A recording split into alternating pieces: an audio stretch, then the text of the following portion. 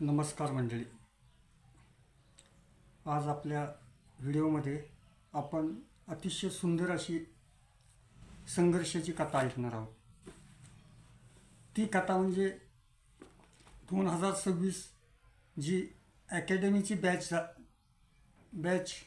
झाली, त्या बॅचमध्ये घवघवीत ज्यांनी वेश मिळवलं आणि ते वेश अशा विद्यार्थ्यांनी, अशा व्यक्तीने मिळवलं की अतिशय हलाखीची परिस्थिती असणारी, परंतु त्यातूनही आपल्या गावाचं आणि आपल्या घराचं नाव उज्ज्वल ज्या विद्यार्थ्यांनी केलं, त्या अशा व्यक्तींचे आज आपण परिचय किंवा त्यांची संघर्ष ऐकणार आहोत. त्याच्यामध्ये आमच्या गावातील या 2026च्या बॅचमध्ये अकादमीमध्ये 5 असणारी मुलं बसली, त्याच्यामध्ये एक असणारी मुलगी. आणि आज असणारी कथा आपण पहिल्यांदा संघर्ष त्या मुलीचं ऐकूया, जिचं नाव आहे कुमारी यशश्री गोरख गावडे. ती पोलीस कॉन्स्टेबल म्हणून यवतमाळमध्ये जॉईंट आहे मुलगी. अतिशय संघर्ष आहे त्या मुलीचा. आईचं निधन झालं, घरची परिस्थिती असणारी बेताची, वडील कॅनवासारख्या गाडीमध्ये ड्रायव्हर म्हणून, एक भाऊ आणि आईचं निधन. त्याच्यामध्ये घरची पूर्ण जबाबदारी तिच्यावर पडली आणि ती जबाबदारी सांभाळून तिला असणारी शिक्षणाची आवड आणि असणाऱ्या भरतीचं असणारं तिचं मोठ्याच्या मुंचं गरुडासारखी झेप घेण्याची जी एक इच्छा होती, आणि ती इच्छा तिनं पूर्ण केली. आणि ती इच्छा पूर्ण करत असताना तिनं काय केलं तर घरचा एवढा मोठा दुःखाचा डोंगर बाजूला सारला. आईचं निधन झालं होतं, बेताची असणारी घरची परिस्थिती, घर कसंबसं आपलं चालवत शिक्षण तिनं केलं आणि शिक्षण करत तिनं ह्या स्पर्धा परीक्षेमध्ये उतरली आणि तिनं महाराष्ट्र पोलीस कॉन्स्टेबल म्हणून ती भरती झाली. आणि यवतमाळला ती मुलगी आज जयश्री गोरख गावडे जॉईंट बे. म्हणजे इतका संघर्ष त्या मुलीनं केला की भयानक असा संघर्ष केला. आणि खरोखर असा असणारा संघर्ष करून ती मुलगी आज आपलं ध्येय तिनं गाठलं, एवढ्या उच्च पदापर्यंत ती गेली. आणि हे करत असताना त्या मुलीला अतिशय संकट आले.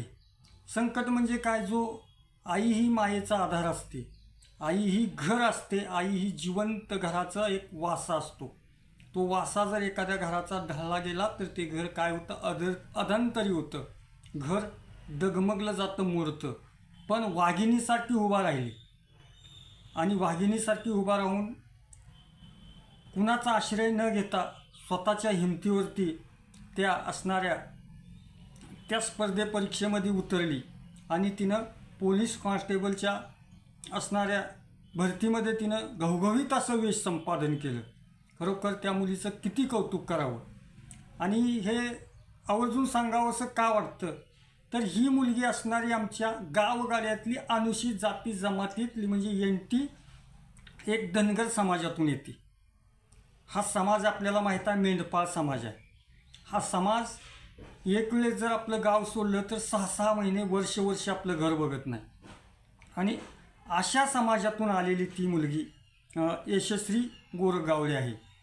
आणि हे सांगायचं तात्पर्य एवढंच की माणसामध्ये जिद्द असल्यानंतर माणूस असाध्य गोष्टी साध्य करत जातो. कारण मी एका पोवाड्यातून बाबासाहेब देशमुखाचं ऐकलं की साध्य गोष्टी करण्यासाठी आपली इच्छाशक्ती प्रबळ पाहिजे. म्हणजे त्या मुलीनं इतकी मोठी इच्छाशक्ती प्रबळ ठेवली की मायेचा हात तिच्या डोक्यावरचा निघून गेला होता.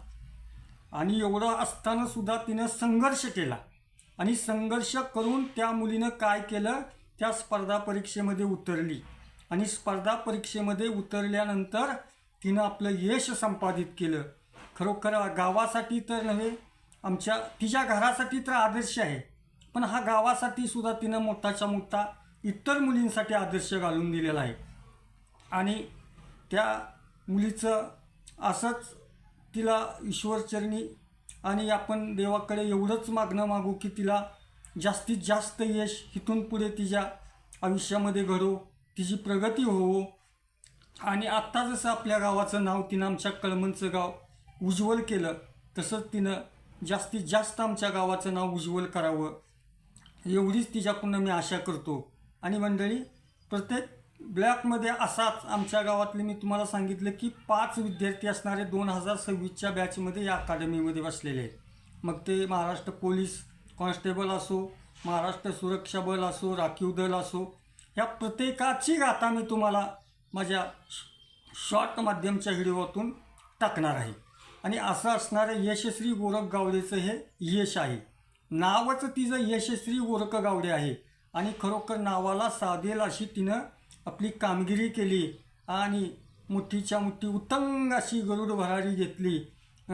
यशश्री, तुला तुझ्या ह्या यशामध्ये आम्हा सर्व गावकऱ्यांच्या लाख लाख शुभेच्छा आणि तुझी अशीच प्रगती हो एवढी शेवट आपलं ग्रामदैवत खंडेराया या चरणी प्रार्थना करतो. आणि माझा आजचा ब्लॉग या संघर्ष कथा शॉर्ट व्हिडिओचा इथंच मी समाप्त करतो. नमस्कार मंडळी.